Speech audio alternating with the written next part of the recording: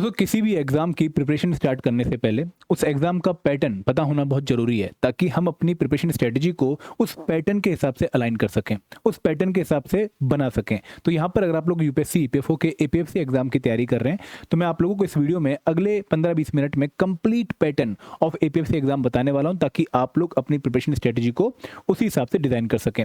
लेकिन आगे बढ़ने से पहले मैं आप लोगों से रिक्वेस्ट करूँगा कि अगर आप लोग UPSC, EPFO, APFC exam preparation में एडुटैप के कोर्सेज में इंटरेस्टेड हैं, लेकिन आपको डाउट है कि भाई इनका कोर्स कैसा होगा, क्या एग्जाम की रिक्वायरमेंट मीट कर रहा होगा या नहीं होगा, क्वालिटी अच्छी होगी या नहीं होगी, तो आपके इस प्रॉब्लम के लिए हमने एक सॉल्यूशन तैयार किया है। ये सॉल्यूशन है ₹1 का डेमो कोर्स, जहां पर एनरोल करके आप 48 घंटे के लिए हमारे मेन कोर्स का एक्सेस ले सकते हैं और कोर्स में आके आप चेक कर सकते हैं भाई किस तरीके से हमने एपीएफसी एग्जाम के डिफरेंट कंपोनेंट्स को कवर किया है, किस क्वालिटी से कवर किया है और क्या एग्जाम की रिक्वायरमेंट उनकी मीट हो रही है या नहीं हो रही है। तो दोस्तों अगर आप लोगों ने इस डेमो कोर्स में एनरोल करना है तो लिंक आपको वीडियो के डिस्क्रिप्शन में दिया गया है। आप उस लिंक पे जाके इस पर्टिकुलर पॉइंट पे पहुंचेंगे और यहां पर आकर आप हमारे डेमो कोर्स में एनरोल कर सकते हैं। अब दोस्तों शुरुआत करते हैं हमारे आज के सेशन की, जहां पर हम बात करने वाले हैं complete pattern of APFC examination. और दोस्तों यहाँ पर मैं आप लोगों को क्या क्या बताने वाला हूँ, मैं आप लोगों को बताने वाला हूँ कि भाई कितनी स्टेजेस में एपीएफसी एग्जाम कंडक्ट होता है। तो सबसे पहले हम नंबर ऑफ स्टेजेस की बात करेंगे। उसके दोस्तों हम बात करने वाले हैं कि भाई यहाँ पर आप लोगों को रिक्रूटमेंट स्टेज का पैटर्न क्या देखने को मिलने वाला है। फिर हम बात करेंगे कि भाई इंटरव्यू स्टेज का पैटर्न क्या होता है और आप कौन कौन सी भाषा में इस एग्जाम का इंटरव्यू दे सकते हैं। और फिर दोस्तों हम कवर करेंगे कि भाई कॉमन डाउट्स पैटर्न के रिगार्डिंग बच्चों के क्या होते हैं, उनका मैं आप लोगों को सोल्यूशन प्रोवाइड करूंगा। तो इस तरीके से हर एक पॉइंट हम पैटर्न के रिगार्डिंग यहाँ पर करने वाले हैं। तो सबसे पहले अगर हम नंबर ऑफ स्टेजेस की बात करें तो इस एग्जाम की सबसे खास बात यही है कि भाई ये exam 2 stage exam process follow करता है। आप जितने भी और कॉम्पिटिटिव एग्जाम्स देखेंगे जो कि सिमिलर लेवल प्रोफाइल के लिए होते हैं, फॉर एग्जांपल अगर आप यूपीएससी का सिविल सर्विस एग्जाम देखेंगे, वहां पर आप लोगों को 3 स्टेज में एग्जाम प्रोसेस कंप्लीट होता हुआ दिखता है। पहले प्रीलिम्स स्टेज है जो कि एक ऑब्जेक्टिव पेपर की स्टेज है, फिर आप लोगों को मेंस की स्टेज देखने को मिलती है और फिर आपको इंटरव्यू की स्टेज देखने को मिलती है। प्रीलिम्स में आपके 2 पेपर होते हैं, मेंस में आपके 9-10 पेपर होते हैं और फिर आपका इंटरव्यू कंडक्ट होता है, तब जाकर आप UPSC civil service exam qualify करते हैं।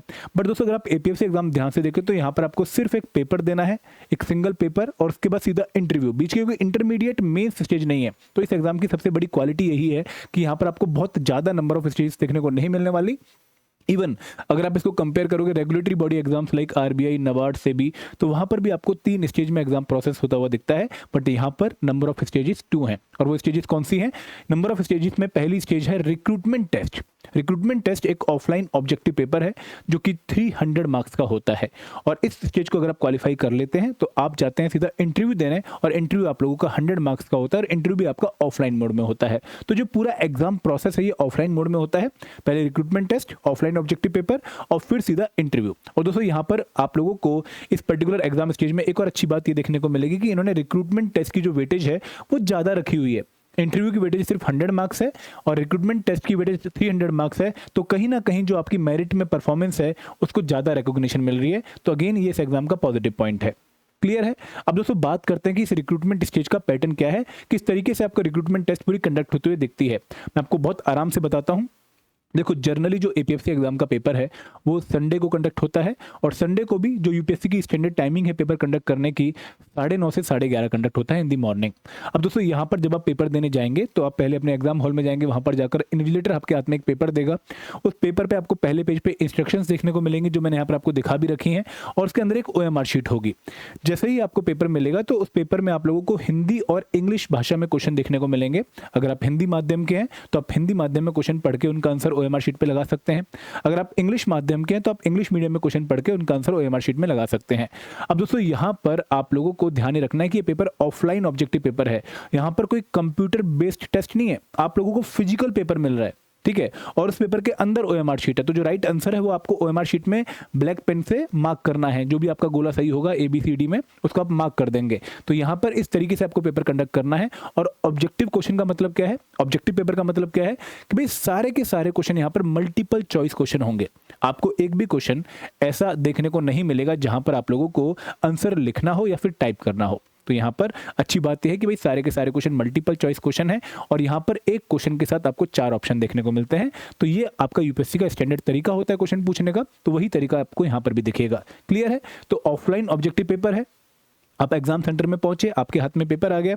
अब दोस्तों उस पेपर को सॉल्व करने के लिए आपको 2 घंटे का टाइम मिलेगा, जो कि मैंने आपको बता भी दिया है कि 9:30 से 11:30 आपका पेपर का टाइम होता है। अब इस पेपर में टोटल कितने नंबर ऑफ क्वेश्चन होंगे? इस पेपर में टोटल 120 नंबर ऑफ क्वेश्चन होंगे, 120 क्वेश्चन होंगे, और इन 120 क्वेश्चन के लिए आपको 120 मिनट का टाइम मिला है, तो आपके पास लगभग 1 मिनट है पर क्वेश्चन के लिए। क्लियर है? अब दोस्तों यहाँ पे दूसरी बात यह है कि जो पेपर है, यहाँ पर हर एक क्वेश्चन 120 के 120 क्वेश्चन इक्वल मार्क्स 2.5 कैरी करते हैं। हर क्वेश्चन 2.5 मार्क्स का है, तो टोटल पेपर आप लोगों का 120 क्वेश्चन इंटू 2.5 300 मार्क्स का है, जो कि रिक्रूटमेंट टेस्ट के मार्क्स मैंने आपको पहले बताए थे। तो यहाँ पर 120 मिनट, 2 घंटे का पेपर, टोटल मार्क्स कितने हैं रिक्रूटमेंट टेस्ट के? 300। नंबर ऑफ क्वेश्चन कितने हैं? 120। पेपर हिंदी भाषा में भी होगा और इंग्लिश मीडियम में भी होगा, और हर क्वेश्चन के मार्क्स हैं 2.5। क्लियर है? अब दोस्तों यहाँ पर अगर आप किसी क्वेश्चन का आंसर सही लगाते हो तो आपको 2.5 मार्क्स मिल जाएंगे।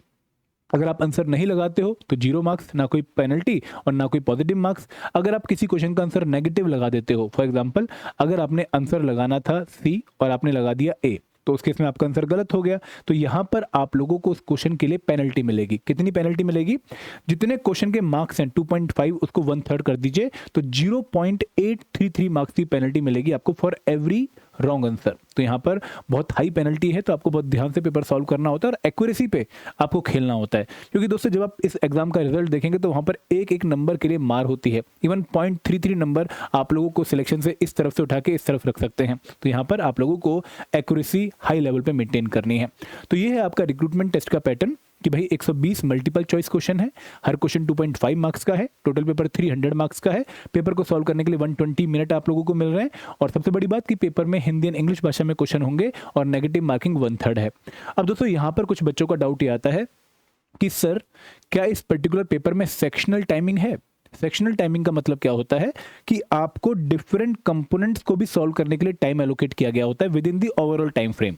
फॉर एग्जांपल अगर आप आरबीआई ग्रेड बी का एग्जाम देखेंगे तो वहां पर जब आप प्रीलिम्स का फेज 1 का पेपर देने जाते हैं तो वहां पर आपको टोटल 120 मिनट मिलते हैं 200 क्वेश्चन सॉल्व करने के लिए from the 4 components of current affair, quant, reasoning, English. अब इंग्लिश के वहां पर अगर 30 क्वेश्चन आते हैं तो आपको 20 मिनट का टाइम मिल रहा है फॉर एग्जांपल, क्वांट के 30 क्वेश्चन के लिए 20 मिनट का टाइम मिल रहा है। तो वहां पर ओवरऑल 120 मिनट में भी टाइम को फर्दर डिवाइड कर रखा है सब्जेक्ट्स में कि भाई इस पर्टिकुलर टाइम के बाद ये सब्जेक्ट चला जाएगा, आपको अगले सब्जेक्ट के क्वेश्चन सॉल्व करने होंगे।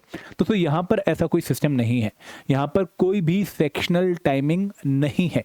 आप लोग 120 मिनट को चाहे तो किसी एक पर्टिकुलर कंपोनेंट के ही 20 क्वेश्चन पे डिवोट कर दें, या फिर आप उनको जैसे चाहे वैसे डिवोट कर सकते हैं। कोई भी यहाँ पर आपके ऊपर बाउंडेशन नहीं है कि आपको किसी कंपोनेंट को इतना ही टाइम एलोकेट करना है। APFC exam just like UPSC prelims कोई सेक्शनल टाइमिंग या फिर सेक्शनल कट ऑफ होल्ड नहीं करता है। अभी सेक्शनल कट ऑफ क्या है? कई बार आपको पेपर में बताया गया होता है कि आपको इस कंपोनेंट में इतने नंबर लाने ही होंगे और आपको ओवरऑल कट ऑफ भी बीट करनी पड़ेगी अगले राउंड में जाने के लिए। मतलब आपको हर कंपोनेंट के लिए भी कट ऑफ बीट करनी पड़ती है और ओवरऑल कट ऑफ भी बीट करनी पड़ती है। Generally banking, RBI grade B exams, CGL में आपको ये देखने को मिलेगा, बट यहाँ पर ये देखने को आपको नहीं मिलता है। यहाँ पर अगेन एक सिंगल कट ऑफ है जो कि पूरे रिक्रूटमेंट टेस्ट की होती है। अगर आपने वो क्वालिफाई कर ली तो आप नेक्स्ट राउंड में चले जाएंगे। हाँ दोस्तों, अब यहाँ पर अगर आप एक पर्टिकुलर कंपोनेंट को छोड़ के भी आ जाते हैं, फॉर एग्जाम्पल अगर आपने इकोनॉमिक्स का एक भी क्वेश्चन सॉल्व नहीं किया, आपने पॉलिटी का एक भी क्वेश्चन सॉल्व नहीं किया, फिर भी आपका पेपर जो है ओवरऑल कट ऑफ से ज्यादा नंबर लेकर आया है, तो उस केस में आप नेक्स्ट राउंड में चले जाएंगे। यहाँ पर आपको कोई भी सब्जेक्ट की पर्टिकुलर कट ऑफ को क्वालिफाई करने की रिक्वायरमेंट मेंशन नहीं करी गई है। तो यहाँ पर ना तो सेक्शनल कट ऑफ है और ना ही सेक्शनल टाइमिंग है। अब दोस्तों अगर आप रिक्रूटमेंट टेस्ट क्वालिफाई कर लेते हैं, एक कट ऑफ जो आती है उसको बीट कर लेते हैं, तो आप जाते हैं नेक्स्ट राउंड में। वो राउंड क्या है? वो राउंड है इंटरव्यू राउंड। अब दोस्तों इंटरव्यू आप लोगों का ऑफलाइन मोड में होता है। इंटरव्यू भी आप हिंदी और इंग्लिश भाषा में दे सकते हैं, और इंटरव्यू के जो मार्क्स हैं वो है 100। आपको मैक्सिमम मार्क्स इंटरव्यू में 100 ही देखने को मिलेंगे। इससे आपका जो है मूल्यांकन होगा। अब दोस्तों यहाँ पर आप लोगों को ध्यान रखना है कि जो इंटरव्यू है वो आपके 2 सेशन में होते हैं। एक है फोरनून सेशन, मतलब मॉर्निंग सेशन, और एक है आफ्टरनून सेशन। फोरनून सेशन में जिन बच्चों का इंटरव्यू होता है उनको 9 बजे रिपोर्ट करना होता है। कहाँ पर? यूपीएससी के office, Dholpur house, Shahjahan road पे, न्यू दिल्ली में। और दोस्तों जिन बच्चों का आफ्टरनून में सेशन में इंटरव्यू होता है तो उनको 12 बजे रिपोर्ट करना पड़ता है सेम लोकेशन पे। एक पर्टिकुलर डे पर लगभग 20 से 25 इंटरव्यू होते हैं। तो आप लोगों को अगर सिलेक्ट किया गया है इन दी नंबर ऑफ 175 कि भाई 175 बच्चों को हम इंटरव्यू करवाएंगे, तो उन बच्चों को लगभग 9 दिनों के अंदर इंटरव्यू के थ्रू या 7 दिनों के अंदर इंटरव्यू के थ्रू सिलेक्ट किया जाएगा। क्लियर है? अब दोस्तों यहाँ पर इंटरव्यू में एक बहुत इंपॉर्टेंट पॉइंट है जो आप लोगों को समझना पड़ेगा। वो ये है कि इंटरव्यू के लिए इन्होंने मिनिमम मार्क्स क्राइटेरिया मेंशन कर रखा है जो कि कैटेगरी वाइज है। अब ये क्या है मैं आपको पहले बताता हूँ, फिर इसको समझाता हूँ। दोस्तों यहाँ पर ये बोला गया है कि भाई अगर आप जर्नल कैटेगरी से बिलोंग करते हैं या फिर आप ईडब्ल्यूएस कैटेगरी से बिलोंग करते हैं तो आपको इंटरव्यू में 100 में से 50 या फिर 50 से ऊपर नंबर लाने ही होंगे। अगर आप बिलोंग करते हैं ओबीसी कैटेगरी से, अदर बैकवर्ड क्लासेस से, तो आपको इंटरव्यू में 100 में से 45 या फिर 45 प्लस नंबर लेकर लाने ही होंगे। अगर आप बिलोंग करते हैं एससी एसटी या फिर फिजिकली हैंडीकैप्ड कैटेगरी से तो आपको इंटरव्यू में 40 या फिर 40 से ऊपर नंबर लाने ही होंगे। अब इसका मतलब क्या है? फॉर एग्जाम्पल, आप में से कोई एक बच्चा है, ठीक है, जिसका नाम है कुलदीप, ठीक है, मैं अपना एग्जाम्पल ले लेता हूँ। मैं अनरिजर्व कैटेगरी से बिलोंग करता हूँ और मैं इंटरव्यू देने गया, ठीक है। पहले मैं रिक्रूटमेंट टेस्ट देने गया, रिक्रूटमेंट टेस्ट में मेरे मार्क्स थे 235 आउट ऑफ 300, ठीक है, काफ़ी अच्छे नंबर मेरे आ गए और मैं यहाँ पर टॉपर था। अब मैं देने गया इसके बाद इंटरव्यू, क्योंकि मेरी सिलेक्शन हो गई, कट ऑफ गई थी लगभग 180 मार्क्स, तो मेरे मार्क्स कट ऑफ से 55 फालतू थे, तो मैं इंटरव्यू देने चला गया, मेरी सिलेक्शन हो गई इंटरव्यू राउंड के लिए। अब मैं जब इंटरव्यू देने गया तो मेरी किसी पर्टिकुलर बात पर बहस हो गई इंटरव्यूअर के साथ, ठीक है, तो उसकी वजह से मेरे जो इंटरव्यू में नंबर थे वो 49 आए आउट ऑफ 100, ठीक है। तो अब मेरा टोटल स्कोर कितना हो गया? मेरा टोटल स्कोर हो गया 284 आउट ऑफ 400, ठीक है, 284 आउट ऑफ 400 हो गया। अब जो फाइनल कट ऑफ गई, फाइनल कट ऑफ कब जाती है? रिक्रूटमेंट टेस्ट और इंटरव्यू दोनों कंडक्ट होने के बाद एक फाइनल कट ऑफ जाती है और उस कट ऑफ के नंबर थे 275, मतलब जिन बच्चों के 275 या फिर 275 से ऊपर नंबर थे उनकी सिलेक्शन मानी जाएगी। अब दोस्तों मेरे नंबर 284 हैं, तो मेरे नंबर तो फाइनल कट ऑफ से 9 नंबर फालतू हैं, तो क्या मेरी सिलेक्शन होगी या नहीं होगी? तो आपको लग रहा होगा कि हाँ मेरी सिलेक्शन हो जानी चाहिए, क्योंकि मेरे मार्क्स जो हैं वो ओवरऑल कट ऑफ से ज़्यादा हैं, बट मेरी सिलेक्शन इस केस में नहीं होगी। क्यों नहीं होगी? क्योंकि मुझे इंटरव्यू में बोला गया था कि भाई क्योंकि आप जर्नल कैटेगरी से बिलोंग करते हो, अनरिजर्व कैटेगरी से बिलोंग करते हो, तो जो आपके मार्क्स हैं वो 50 या फिर 50 से ऊपर होने चाहिए, जो कि आपके नहीं हैं। तो भले ही आपने जो कट ऑफ है फाइनल वो क्वालिफाई कर ली हो, उससे ज़्यादा आपका टोटल स्कोर बन रहा हो, बट आपकी सिलेक्शन नहीं मानी जाएगी क्योंकि आपने इंटरव्यू की मिनिमम मार्क्स क्राइटेरिया को जो है फुलफिल नहीं किया। तो ये पॉइंट आप लोग ध्यान रखिएगा कि भले ही आप रिक्रूटमेंट टेस्ट में टॉपर क्यों ना हो, वहां पर आपने मैक्सिमम भी स्कोर क्यों ना कर लिया हो, जब तक आप इंटरव्यू का मिनिमम मार्क्स क्राइटेरिया फुलफिल नहीं करेंगे आपकी सिलेक्शन नहीं होगी, भले ही आपके मार्क्स ओवरऑल कट ऑफ से ज़्यादा हो दोनों स्टेजेस मिला के। क्लियर है? आगे बढ़ते हैं। अब दोस्तों मैं आप लोगों के कुछ कॉमन डाउट्स ले लेता हूं रिगार्डिंग दी पैटर्न, ताकि आप लोगों को और क्लैरिटी मिल जाए। कॉमन डाउट्स क्या आते हैं कि सर क्या ये पेपर हिंदी और इंग्लिश दोनों भाषा में होता है? बिल्कुल, आप रिक्रूटमेंट टेस्ट का पेपर भी हिंदी और इंग्लिश भाषा में देखेंगे और आप इंटरव्यू भी हिंदी और इंग्लिश भाषा में दे सकते हैं, बट आप रीजनल लैंग्वेजेस में मराठी, कन्नड़ा, बंगाली, मलयालम, तेलुगु, तमिल, इनमें आप इंटरव्यू नहीं दे सकते और नहीं आपको रिक्रूटमेंट टेस्ट का पेपर इन लैंग्वेजेस में देखने को मिलेगा। पहली बात। दूसरी बात कि भाई क्या इस पेपर में सेक्शनल टाइमिंग होती है? मैंने आपको बताया है कि भाई कोई सेक्शनल टाइमिंग नहीं है, आप लोगों को किसी भी कंपोनेंट के लिए कोई टाइम एलोकेट नहीं किया गया है। क्या यहाँ पर सेक्शनल कट ऑफ होती है? नहीं भाई, सेक्शनल कट ऑफ भी नहीं होती है। आपको ऐसी कोई बाउंडेशन नहीं है कि आपको इस कंपोनेंट में इतना ही स्कोर करना है, कुछ ऐसा बाउंडेशन यहाँ पर नहीं है। क्या यहाँ पर नेगेटिव मार्किंग है पेपर में? बिल्कुल नेगेटिव मार्किंग है। अगर आप किसी भी क्वेश्चन का आंसर गलत लगा देते हो तो उस क्वेश्चन के जितने मार्क्स हैं उसकी 1/3, 2.5 का 1/3, 0.833 की नेगेटिव मार्किंग आप लोगों को देखने को मिलेगी। क्या यहाँ पर क्वेश्चन ऑब्जेक्टिव आते हैं, डिस्क्रिप्टिव आते हैं? तो यहाँ पर क्वेश्चन सिर्फ और सिर्फ रिक्रूटमेंट टेस्ट में ऑब्जेक्टिव आते हैं, मल्टीपल चॉइस क्वेश्चन आते हैं जहां पर एक क्वेश्चन और 4 ऑप्शन होते हैं।